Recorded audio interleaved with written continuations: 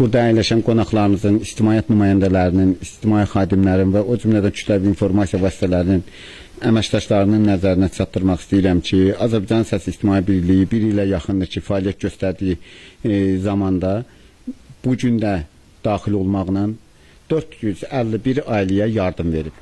Onu da qeyd edək ki, Azərbaycanın Səsi İctimai Birliyi 12 sentyabr 2017-ci ildən fəaliyyətə başlayıb.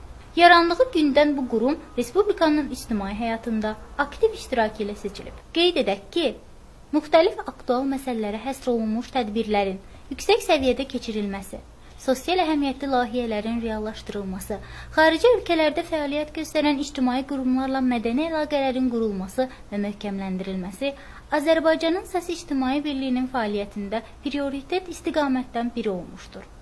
Lakin bütün bunlarla yanaşı bir fəaliyyət istiqaməti də vardır ki, məhz bu istiqamətdə birliyin rəhbəri tərəfindən hər zaman daha